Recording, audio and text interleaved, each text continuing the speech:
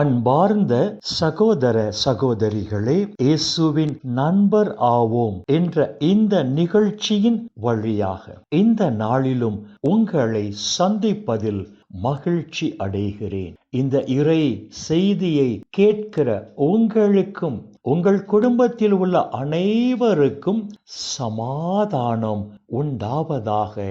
ஆமேன். அன்பு சகோதரா, அன்பு சகோதரி, இன்றைய நாளின் தியானத்திற்காக நாம் எடுத்துக்கொண்ட இறை வார்த்தை புனித பவுல் ரோமையருக்கு எழுதிய திருமுகம் 12ஆம் அதிகாரம் 9வது இறை வார்த்தையின் முதல் வரி.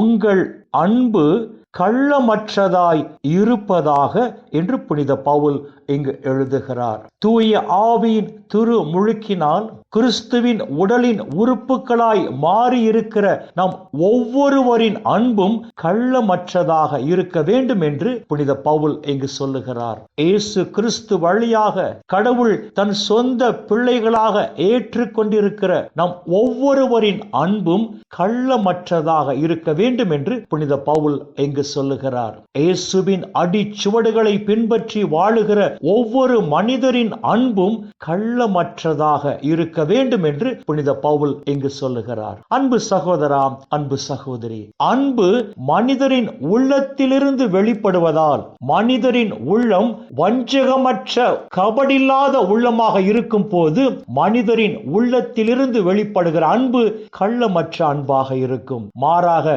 மனிதரின் உள்ளம் வஞ்சகமும் கேடும் நிறைந்த உள்ளமாக இருக்கும் என்று சொன்னால் மனிதரின் உள்ளத்திலிருந்து வெளிப்படுகிற அன்பும் கபடு நிறைந்ததாக, வஞ்சகம் நிறைந்ததாக இருக்கும். தொடக்க நூல் 4ஆம் அதிகாரத்தில் நாம் பார்க்கிறோம். காயின் தன் சகோதரன் ஆபேலை பார்த்து வா வெளியே போகலாம் என்று சொன்னபோது காயினின் அன்பு வஞ்சகமும் கபடும் நிறைந்த ஒன்றாக இருப்பதை நாம் பார்க்க முடிகிறது. குருவே வாழ்க என்று சொல்லி யூதாஸ் இயேசுவை முத்தமிட்டு காட்டிக் கொடுத்த போது யூதாஸின் அன்பும் வஞ்சகமும் கபடும் நிறைந்த ஒன்றாக இருப்பதை நாம் பார்க்க முடிகிறது. ஆனால் அதே சமயத்தில் தன்னை காட்டிக் கொடுத்த யூதாஸை துரோகி என்று அழைக்காமல் நண்பா என்று இயேசு அழைக்கும் போது இயேசுவின் அன்பு களங்கம் இல்லாத கள்ளமற்ற அன்பாக இருப்பதை நாம் பார்க்க முடிகிறது. அன்பு சகோதரா, அன்பு சகோதரி, நம் உள்ளத்திலிருந்து வெளிப்படுகிற அன்பு கள்ளமற்ற அன்பாக இருக்கும் போதுதான் நம் செயல்கள் ஒவ்வொன்றும் பிறருக்கு நன்மை தரக்கூடியதாக இருக்கும். அப்போதுதான் இந்த உலகிலும் மறு உலகிலும் நாம் ஆசி பெற்ற மக்களாக வாழ்வோம்.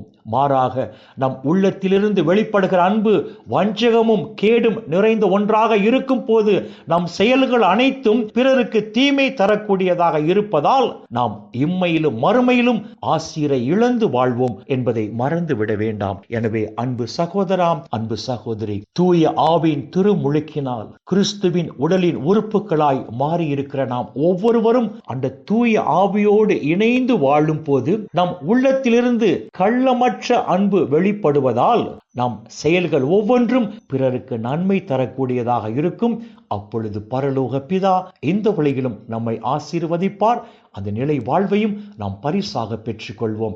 எனவே அன்பு சகோதரா, அன்பு சகோதரி, தூய ஆவியோடு இணைந்து வாழ்வோம். அப்பொழுது நம் உள்ளத்தில் இருந்து வெளிப்படுகிற அன்பு கள்ளமற்ற அன்பாக இருப்பதால் நம் செயல்கள் ஒவ்வொன்றும் பிறருக்கு நன்மை தரக்கூடியதாக இருக்கும்.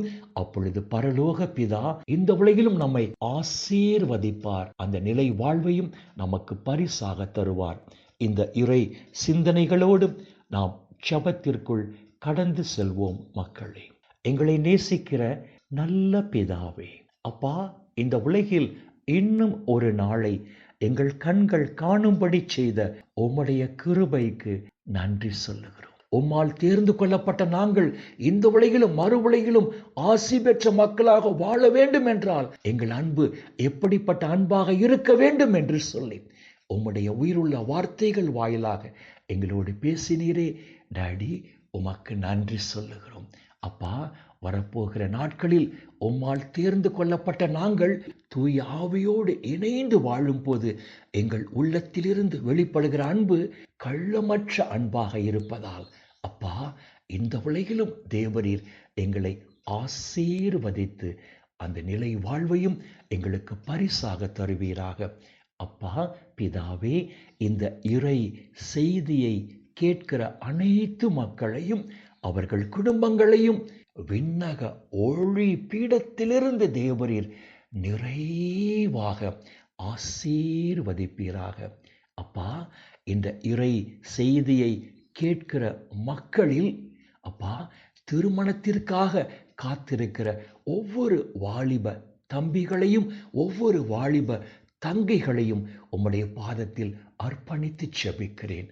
அப்பா, திருமணத்திற்காக காத்திருக்கிற ஒவ்வொரு வாலிப தங்கைக்கும் ஏற்ற நல்ல மணவாளனை அழைத்து வந்து அப்பா, அந்த மகளுடைய திருமண வாழ்க்கையை தேவரீர் ஆசீர்வதித்து அந்த மகள் மன வாழ்க்கையில் மகிழ்ந்து களி கூறும்படி செய்வீராக. திருமணத்திற்காக காத்திருக்கிற ஒவ்வொரு வாலிப தம்பிக்கும் ஏற்ற மணவாட்டியை தேவரீர் அழைத்து வந்து அவர்கள் திருமணத்தை ஆசீர்வதித்து அவர்கள் திருமண வாழ்க்கையில் மகிழ்ந்து களி கூறும்படி செய்வீராக. அப்பா பிதாவே, இந்த இறை செய்தியை கேட்கிற உம்முடைய பிள்ளைகள் உம்முடைய நிறைவான ஆசீரா இந்த நாளில் எந்த குறையும் இன்றி மன நிறைவோடு மன மகிழ்ச்சியோடு மன அமைதியோடு நலமோடு வாழ கிருபை செய்வீராக.